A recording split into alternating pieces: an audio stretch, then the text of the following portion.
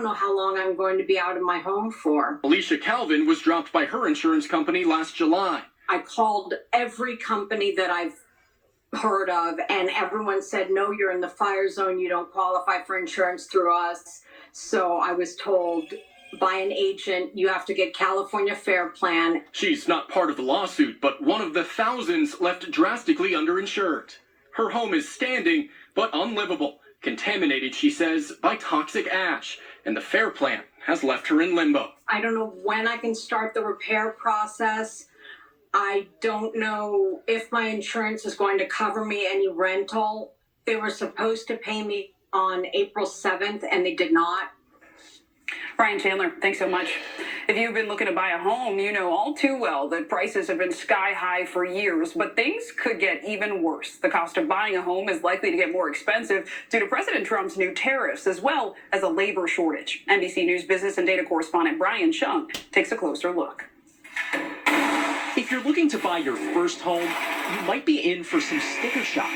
From lumber to steel to copper, the Trump administration has either already tariffed or plans to tariff materials key to home building, meaning the supplies, in many cases from China, Mexico, and Canada, are likely to drive already high new home prices even higher. We're seeing that the materials are already being priced, like the tariff is already in place, whether it is or is not.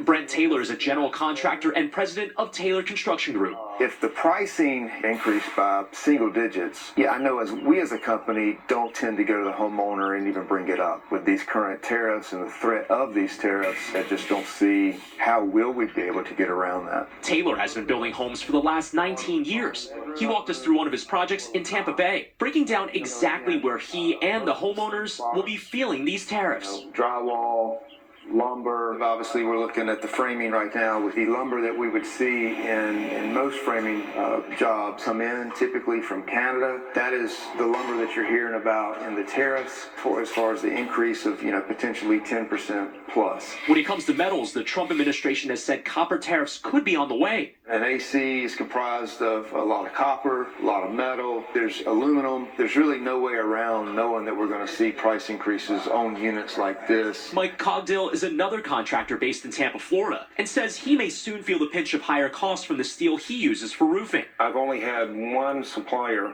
mention anything about tariffs, and that was a metal roof supplier. He called me a couple days ago and said we're going to have a 25% increase because of tariffs. So they raised the price on you by 25%. Would you have to raise your price on the consumer by 25%? Well, I have to make a decision at that point. I just need to move forward. But future jobs that I'm pricing out, I would have to account for that. The National Association of Home Builders estimates around 7.3% of all goods used in new residential construction originated from a foreign nation in 2024.